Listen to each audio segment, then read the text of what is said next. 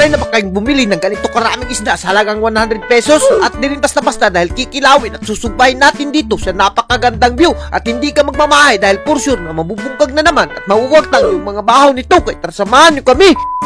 What's up sa inyo guys? For today's video, dahil maulan-ulan yung panahon, napagdesisyonan na naman namin na Ivy na pumunta ng dagat. Kaya naman nagkalo na kagad ako at hinandam ko na kagad yung trapal. At as you can see naman si Ivy guys, kahit ulan talagang lumulusob talaga siya at hindi talaga siya nagpapatinag. At sa puntong ito, dumiretso na kagad kami papunta sa aming dagat. At dito nga pala kami sa punta, purok trace dito sa aming dagat. At kung nakikita nyo naman guys, napakaraming bamboo talaga dito at napakalakas ng ulan. Pero talagang asaran ng ulan o kaloyan. As you can see naman guys, kahit napakalakas yung ulan, makikita mo pa rin yung napakagandang view dito sa lugar namin. At dito nga lang pala kami sa floating cottage. Pero hindi nga pala to floating ngayon dahil lunas-unas pa. At sa puntong ito, hindi ko na talaga masabtan si Ivy dahil natatagawan siya dahil nakabalik na naman kami dito sa floating cottage. At sa puntong ito, talagang hinikay na kagad ni Dodo yung manok namin at hiniwa na. At siyempre hinalingan ko na nga rin at tinakang na kagad yung manok na susugbahin namin. At sa puntong ito, dahil kulang yung aming sudaan, naghanap-hanap na kami ng masudaan dito. At tamang-tama dumating yung mga managatay dito na napakabait at napakagaling naman talaga. At mga silingan nga pala namin to, nakabili kami sa halagang 100 pesos.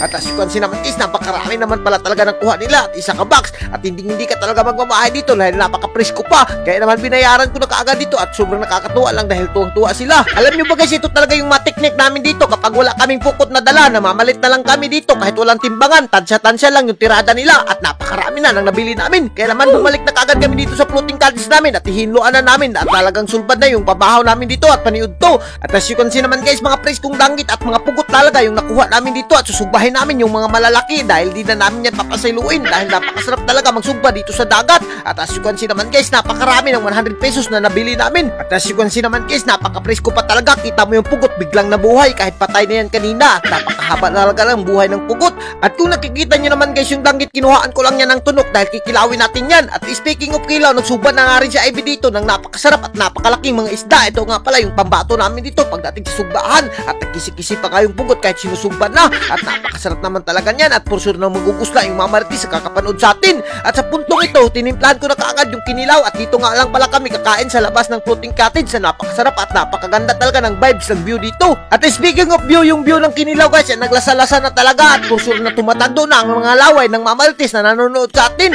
At as you can see naman guys, kinumot-kumot ko na yan. At sa puntong ito, magbubudol fight nga pala kami dito sa tunga ng hunasan. At as you can see naman guys, yung saging talaga ng dahon yung aming gagamitin na plato. At yung sinugba, ilalatag na natin yan para talaga matuyangan tayo sa kakakain. At as you can see naman yung mga sinugba guys, sinapad-tapad lang namin yan. At siyempre, hindi mawala yung kinilaw natin dyan. At as you can see naman guys, binanatan ko na kaagad at di ko na pinasaylo at talagang hinungit ko na. Naku, talagang napakasarap yung pagkain. Lalo na pag dito sa dagat, kinain mo. Naku, napakaganda rin naman ang view. As you can see naman yung sa likod ko guys, at talagang napakaganda yung hunasan namin at napakalawak at makikita mo naman. At siyempre si Ivy, hindi rin yan papatinag. Talagang bubungkag yan ng bahaw. At pati yung mga kasama namin ay naku, talagang napakasarap yung pagkain namin dito. At pati yung isda, kita nyo naman guys, nilangkat ko na at nilaksi ko na. Ganyan lang kaming kumain dito, napakasimple lang. At alam nyo ba guys, biruin nyo sa halagang 100 pesos ay nasulbad na talaga yung paniudto namin at napakarami ng isda ang nakain namin dito at hindi ka na magmamahay dahil mabubusog ka na talaga sa sobrang sarap ng mga isda. At siya nga pala guys, bago natin tuluyan bungkagin yung bahaw, shoutout nga pala muna sa mga solid followers natin dyan sa Davao de Oro. Mabuhay kayong lahat dyan mga idol hanggat gusto nyo. At sana'y palagi rin kayong bumubungkag ng bahaw at magsima-sima ng kahit anong sudan dyan. At speaking of sudan, yung manok nga na sinugba ay talagang binanatan na natin at di na natin pinasaylo at nalalangkat na nga yung mga bahaw natin dito. At yung nakikita nyo rin yung mga kasama ko guys, talagang hindi rin nila pinasaylo yung mga bahaw dahil ang lalaki ng mga budigan nila. At as you can see naman sa Ivy guys, kinitit niya na nga yung bukog ng manok dyan at talagang sarap na sarap siya sa pagkain. Iwan ko ba kung bakit anong nakain ni Ivy dito. At siyempre tayo, hindi rin tayong papalupig dyan. Ganyang mga pormaan lang yung pagkain natin at talagang solve